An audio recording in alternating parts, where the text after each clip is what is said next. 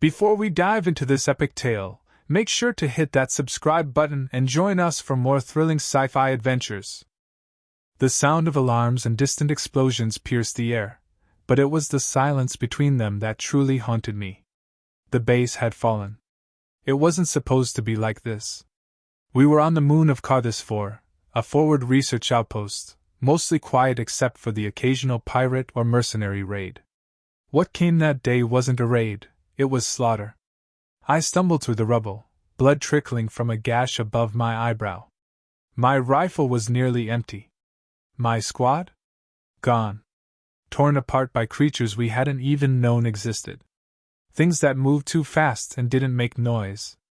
Things with skin like wet stone and too many teeth in the wrong places. I had no mission anymore. Only instinct. Survive. Escape. But something made me stop. A soft whimper. Not human. Buried beneath the twisted frame of a collapsed ceiling panel and flickering light panels, I saw her. Small, trembling, with silver skin smeared in dust and dark blood.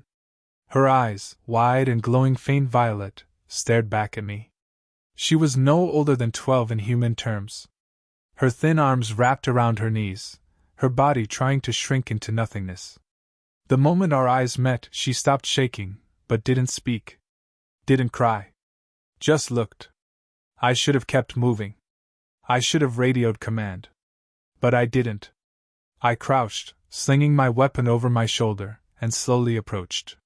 She didn't flinch when I reached out and cleared debris off her legs.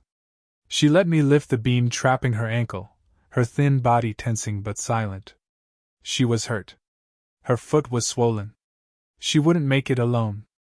And I wasn't going to leave her. "You understand me?" I asked softly. She didn't respond. Just stared. I tried again, slower. "Safe. I won't hurt you." Still silence. I picked her up. Her body was light, frail even. She clutched my jacket tightly, burying her face into my chest as if she'd been holding in that need to be held for far too long. I moved fast, ducking through corridors, bypassing fallen beams, stepping over bodies, both human and not. I could hear the creatures faintly, like whispers crawling along the edges of my mind. I didn't let it show. I couldn't. Not with her watching. She didn't make a sound, not even when we reached the emergency hangar and I saw the last transport lifting off without me. "God damn it," I muttered. No choice. I set her down behind a crate and opened a supply locker. A medkit, a flare gun, an emergency beacon. Useless in the moment. I needed a plan. But plans didn't matter. The lights flickered once more and went out. I heard them. Not walking. Sliding. Crawling. Breathing without breath. I grabbed my rifle and took position. One clip left. I didn't expect to survive. But maybe she would. She reached up and gripped my wrist. Her tiny voice broke the silence for the first time. One word. Her language, but soft and pleading. She wasn't asking for help. She was begging me not to die. I swallowed hard. My hands tightened on the rifle. The first creature lunged from the shadows, a blur of muscle and tendrils. I fired. The recoil punched into my shoulder, but it went down. Another came. Then a third. I didn't miss. Not with her watching. I fought until the rifle clicked empty, until my arm burned from swinging the butt of the weapon, until claws slashed across my side and I felt warmth spill out. I dropped. But even through the haze of blood and pain I saw her. Standing over me. Screaming, not in fear, but in fury. A scream that shook the walls. Her body lit with strange energy, veins glowing bright. The last creature faltered, hesitated. Her hand rose, and light, raw and brilliant, erupted from her palm. The thing disintegrated. I tried to reach her, to say something, but my vision faded. I remember her face leaning over mine. Her silver hand against my cheek. Then darkness. I woke up in a U.S. medical outpost 3 weeks later, orbiting Earth. They said they'd found me and some kind of alien girl. Said she was taken to a diplomatic sector because of her species' high status. Said I was lucky to be alive. But I knew better. I wasn't lucky. I had been saved. And somewhere out there, a little girl I had rescued in a war zone had returned the favor, tenfold. I asked about her.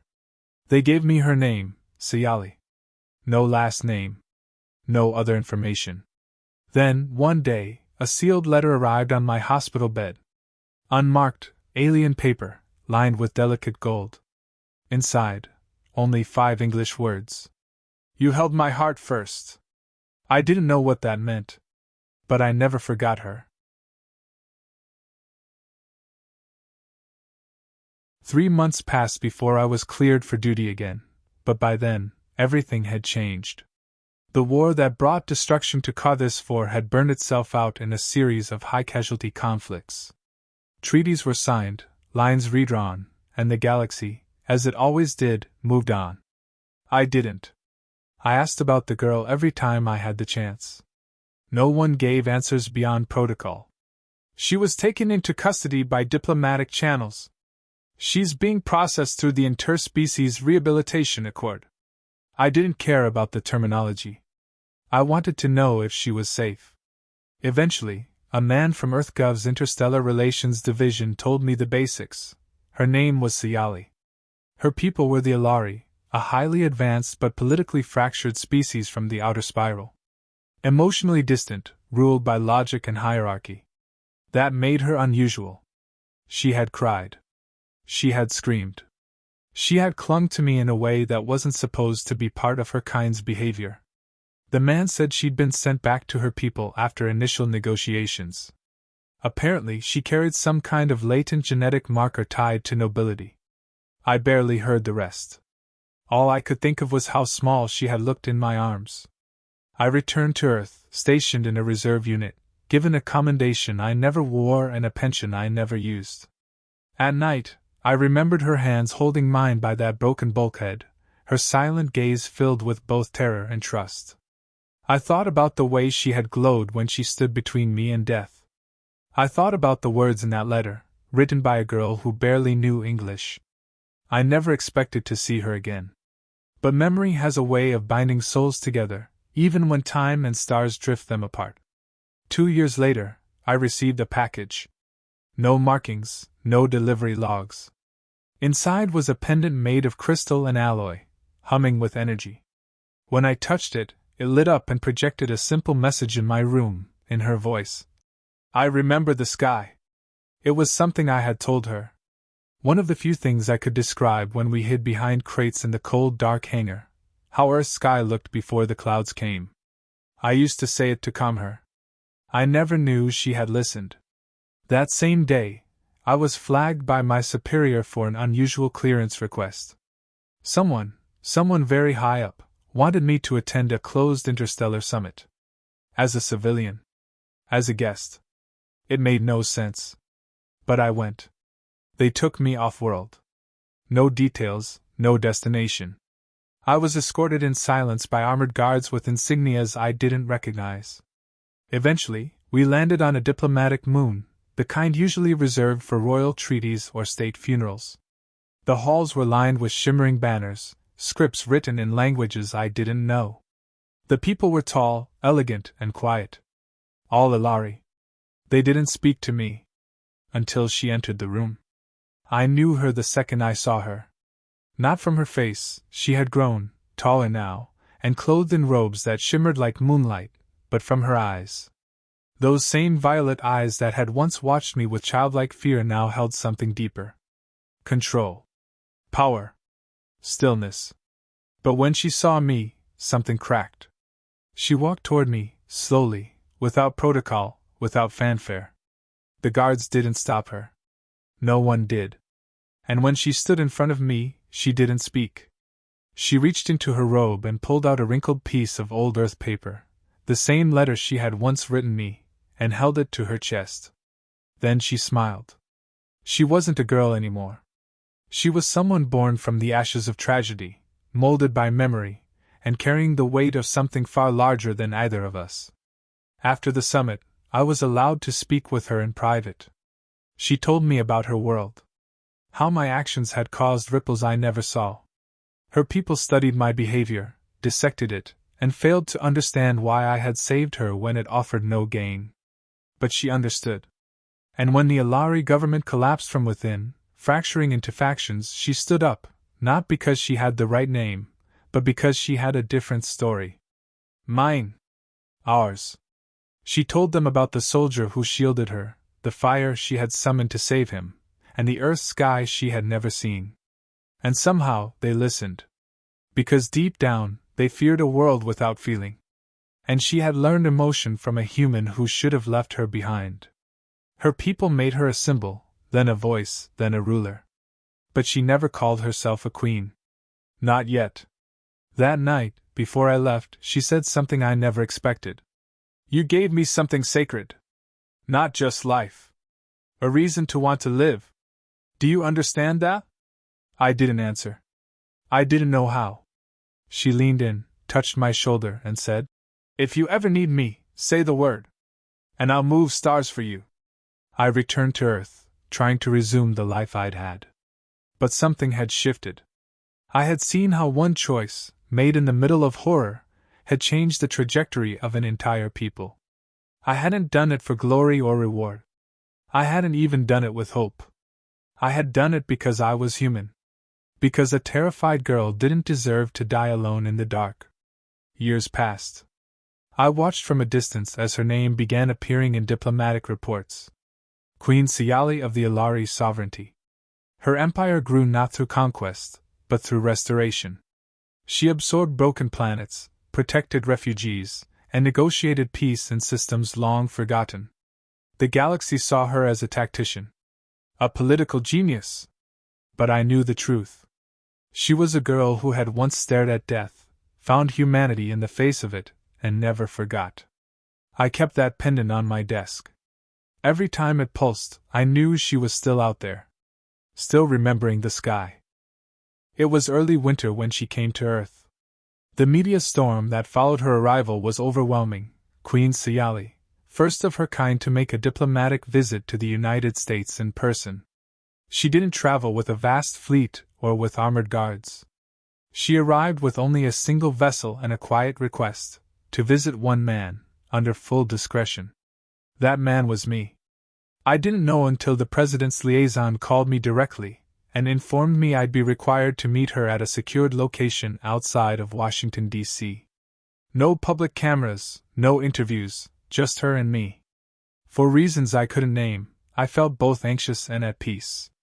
I waited in the sterile hall of a diplomatic compound reserved for foreign dignitaries, surrounded by people I didn't recognize, speaking languages I couldn't identify. When she entered, the room fell into respectful silence. But her eyes didn't drift across the officials or the military. They landed on me immediately. She walked forward and didn't wait for anyone's permission. She spoke my name with the same voice I remembered, but it was no longer a child's voice. It had power behind it, weight earned through experience and command. She greeted me with warmth, but behind her calm tone was something deeper, urgency, a question she hadn't yet asked. We were taken to a private room, just the two of us. The moment the door closed, the formal expression vanished. Her face softened. She removed her ceremonial bands, symbols of leadership, and placed them gently on the table between us. I've waited a long time for this, she said. I didn't interrupt. The galaxy is changing. Faster than we can manage. New powers are rising, old empires collapsing, and in the center of it all, there's a question no one dares answer aloud. What does Earth want? She studied me for a long time. You saved me when you didn't have to.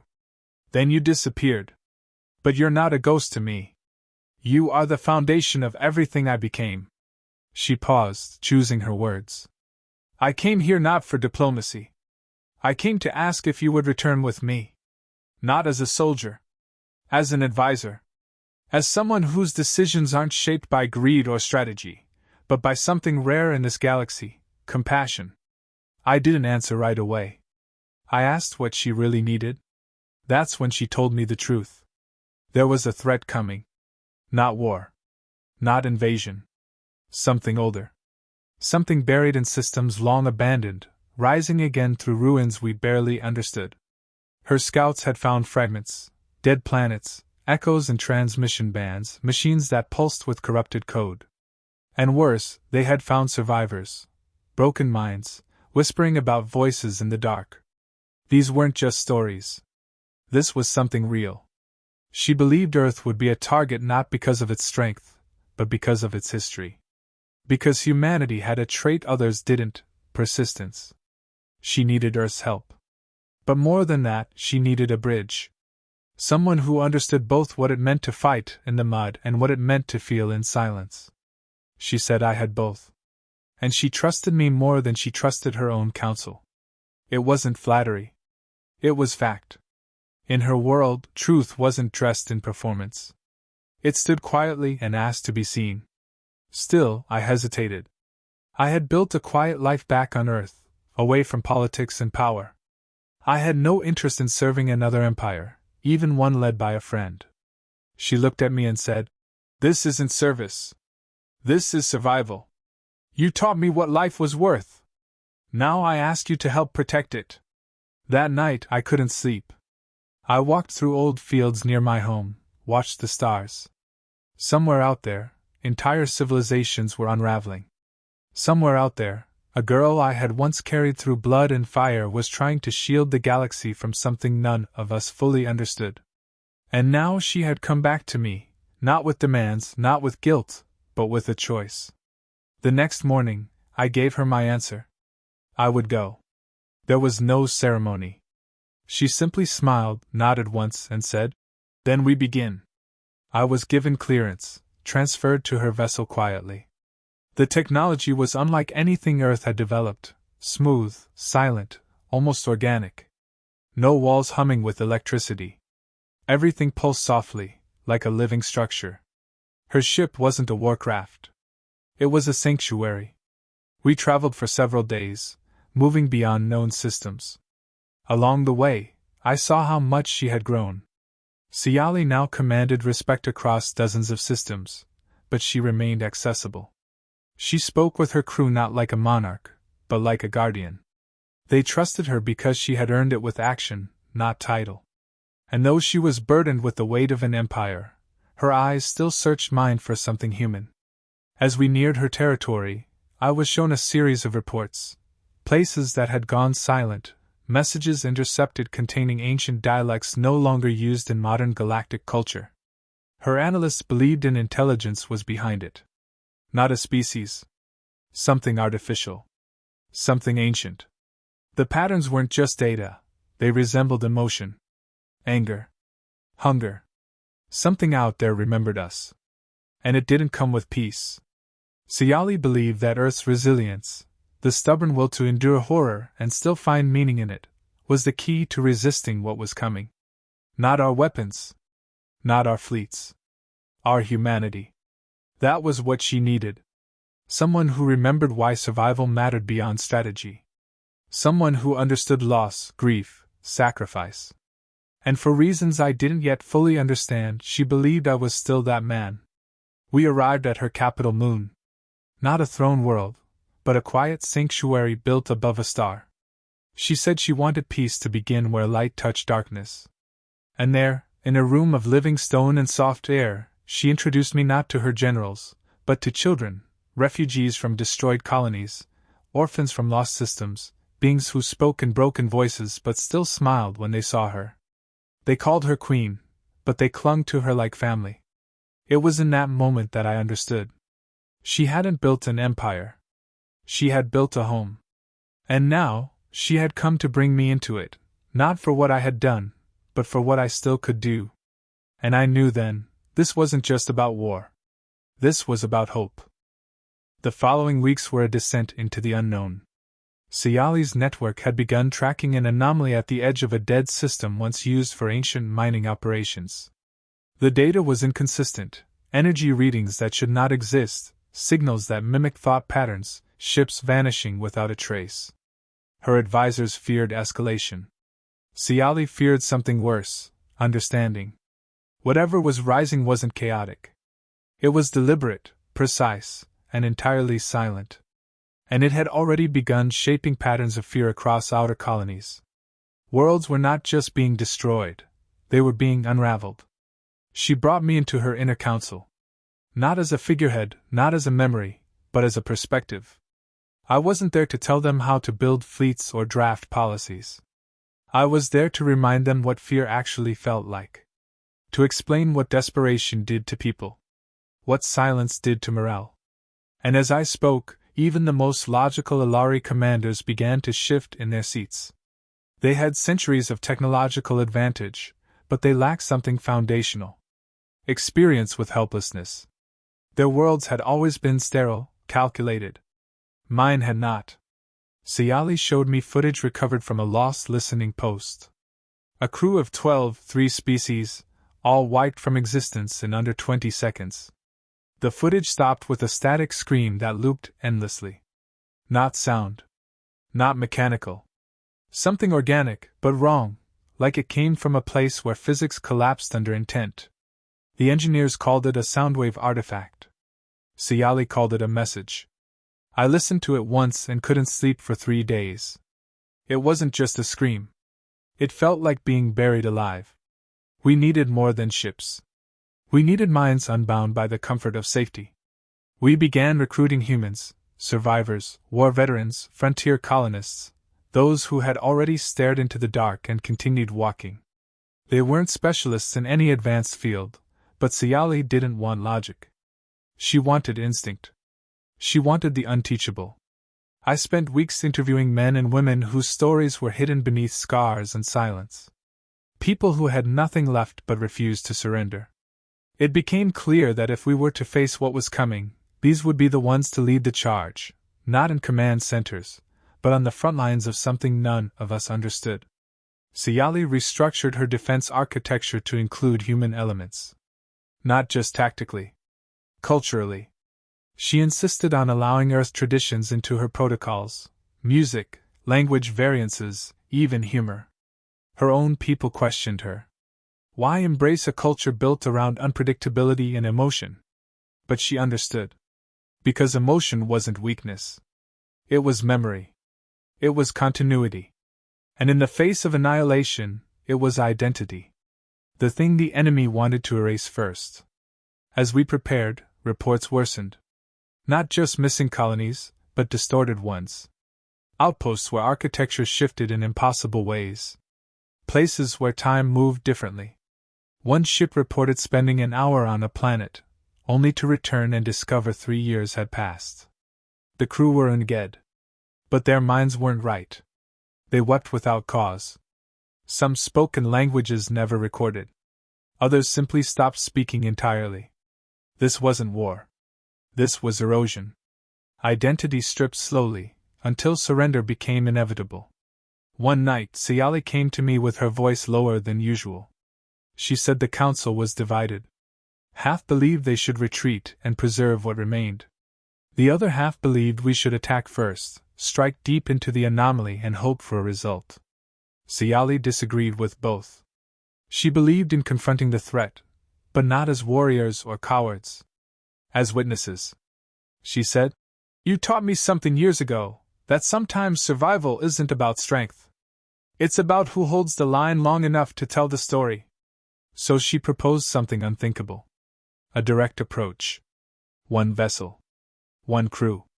Into the heart of the distortion. No weapons. No escape protocols. Just observation. Understanding. She asked me to lead it with her. I didn't hesitate. Not because I wasn't afraid, but because I knew what it meant. If we didn't go, others would.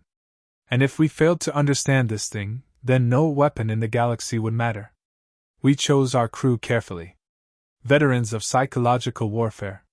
Survivors of disaster zones. People who could function in isolation. There were 20 of us. 5 humans. 15 Allari who had lived through the collapse of their own systems. We trained together. Ate together. Broke through emotional protocols that Allari had long kept suppressed. It wasn't easy. They didn't understand pain the way we did. But they learned quickly. Siali spent those days walking the corridors, not giving orders, but listening. She heard every voice, every concern. One of the engineers said to her, "You carry the weight of a star." She replied, "Then let it burn for something more than fear." When we finally departed, there was no ceremony. No farewell speeches. Just quiet. The ship passed the threshold into the region of distortion, and reality immediately shifted. Space bent around us. Colors bled in unnatural patterns. Time stuttered. Sound returned in fragments of memories that weren't ours.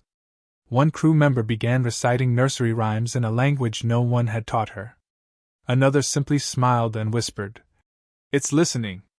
But through all of it, Siali remained steady. Not unaffected, but resolute. She recorded everything. Observed every deviation. She kept logs not of just what we saw, but how we felt. Because feeling, she believed, was the only truth this entity could not fabricate. She said, "If we lose that, we lose ourselves." What we found wasn't a weapon. It wasn't a species. It was a consciousness, a network of memory that had decayed into instinct. It devoured not for power, but for clarity. It wanted to make everything the same. One thought. One voice. One silence. And that's why Siali brought us. Because humans do not fade quietly. We scream. We remember. We endure. And sometimes, when the dark comes to take everything, that's enough. The return was not triumphant. We didn't emerge with answers, only the certainty that something vast and ancient had begun moving again, and that it would not stop until the noise of existence was reduced to one silent pulse. Our vessel crossed back into normal space changed. Systems flickered with minor delays. Crew members began experiencing dreams they could not describe. None of us spoke of what we saw in the anomaly directly. Not because it was classified, but because it resisted language. But there was one thing we all agreed on: it was coming, and it would arrive not with fleets or fire but with stillness. Siali took personal responsibility for the next steps. She called her council, not to convince them of threat, but to show them what unification would now require. The time of fragmented alliances, of independent empires hoarding knowledge, was over. She addressed them not as a monarch but as a survivor. She presented the recordings, the crew's psychological evaluations, the data patterns that resembled decayed consciousness. She didn't demand allegiance. She simply said, "This is what awaits the rest of us if we continue to believe we are different." And then she turned to Earth. A global broadcast was authorized. The first joint communication between her people and the nations of humanity. She stood beside me when it aired. She spoke directly to the people of Earth, not to their governments. She told them of a child once lost in the fire of invasion, saved by someone with nothing to gain. She told them that compassion was the first force in the universe that resisted extinction. And then she asked them, not to fight, but to feel. To remember what fear taught us. To prepare not for glory, but for survival that meant something. The response from Earth was fractured at first. Some leaders feared manipulation. Others doubted the threat. But it wasn't the governments that moved first, it was the people. Messages from across the world began flooding Siali's diplomatic channels. Engineers offering designs. Linguists sending analyses of corrupted transmissions. Survivors of war sharing their experience of trauma and mental resistance. No one waited for permission. They just acted. Because they understood something fundamental. If this thing could erase thought, then memory was our strongest defense. Siali's empire officially entered an alliance with Earth, not as protector or dominant power, but as equal partners in a survival pact. For the first time, her people and mine began training together, not just in combat, but in psychological endurance, cultural exchange, and emotional literacy. Entire programs were developed to strengthen cognitive identity. Music became a tool. Art became a shield. Language barriers were deconstructed to reinforce individuality. What began as a military alliance slowly transformed into a cultural convergence rooted in resistance to uniformity. I watched Siali more closely than ever in those months. She didn't lead with force. She led by presence. She visited refugee worlds, spoke with those who had already lost families to the silence. She listened more than she spoke. And each time she returned from these trips, something in her eyes hardened, but never closed. She wasn't just preparing for war. She was preparing to carry the memory of everyone who would not survive it. Eventually, the silence reached closer. Outposts vanished without a trace. Probes sent to investigate returned static. One human station located in deep orbit sent a final message, a child's voice reciting a poem, one that hadn't been taught for generations. It wasn't a recording.